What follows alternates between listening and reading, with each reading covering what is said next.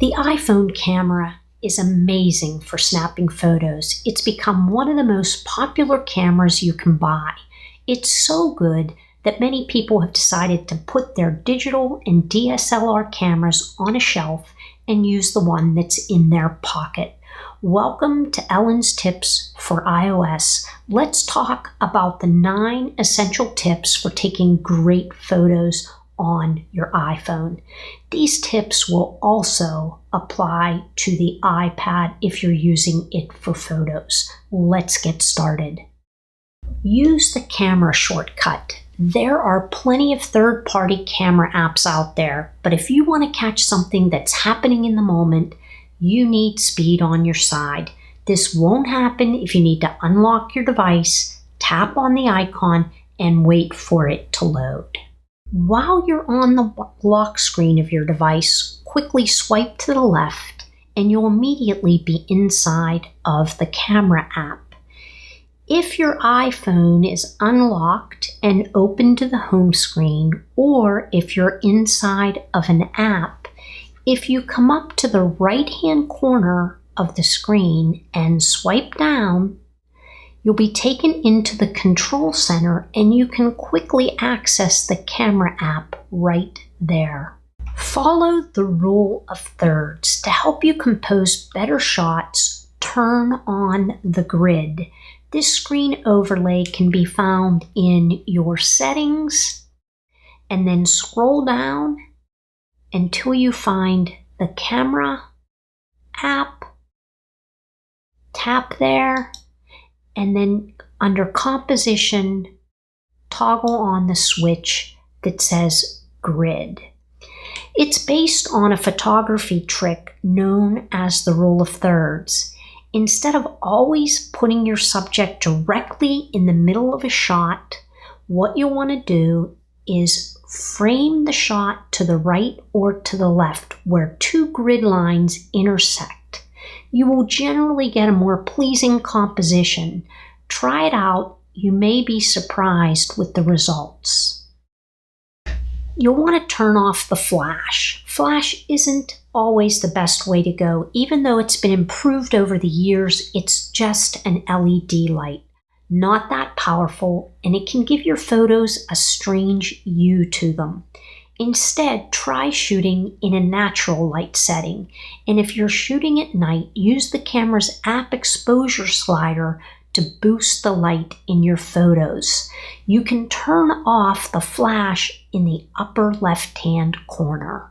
Forget the shutter button. Whether you're taking a selfie or a photo of something in front of you, the on-screen shutter button isn't always easily accessible. There's a better option. The volume button. When taking a selfie, it's more comfortable using the volume button and your fingers won't be always getting in the way of the photo. And it also helps to avoid camera shake on all of your photos. If you're taking a landscape photo, using the volume button allows you to use your iPhone just like you would a physical camera. It makes it feel more natural. Lock in focus.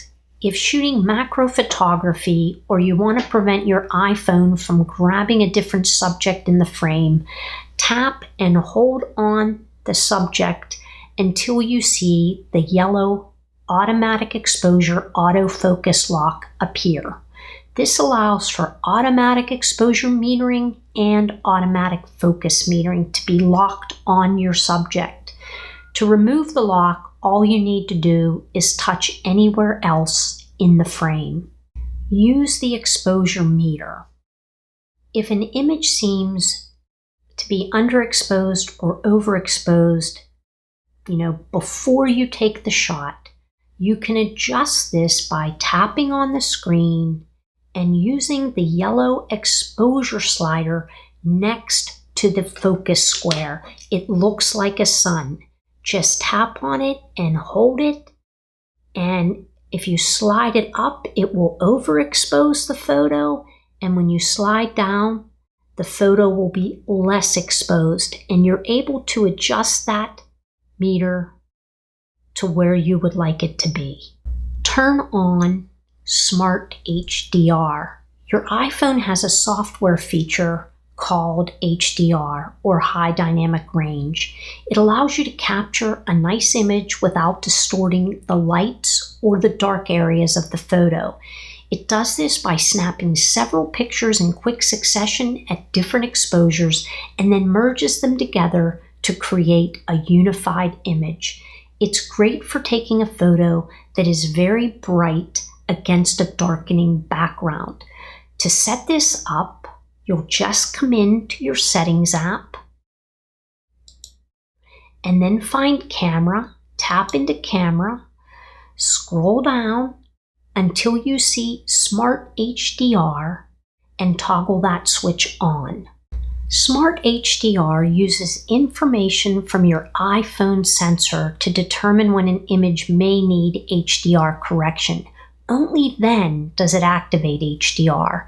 This can save a little bit of storage space and prevents you from shooting HDR unnecessarily. Master Portrait Mode. Portrait mode is a feature that's often overlooked. With portrait mode, you can more easily focus on your subject and blur out your background. It's great for taking photos of a friend in a crowded place, or there's an unattractive background, or maybe even a photo bomber. To use the portrait mode, you enter into the camera app and at the very bottom, choose Portrait.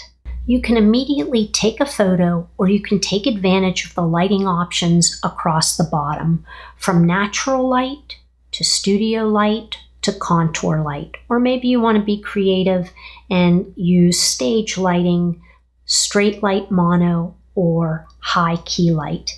If you choose a lighting option, just leave it selected and take your photo. When you preview your image, you'll see that the subject is in clear focus and the background is blurred. This is a really cool effect. Give it a try. The last tip I have for you is add some lenses. Clip-on lenses are a great way to expand your options with minimal expense. There are many different types: macro, wide angle, telephoto, and fisheye, so you have plenty of flexibility. Prices can vary. You can find these over on Amazon. Ollieklip is considered the leader in this market. However, there are plenty of other options. I'd love to hear your thoughts or suggestions on iPhone photography, or if there's a topic you'd like me to cover in a future video, let's hear them in the comments section. Thanks so much for watching. I'll see you next time.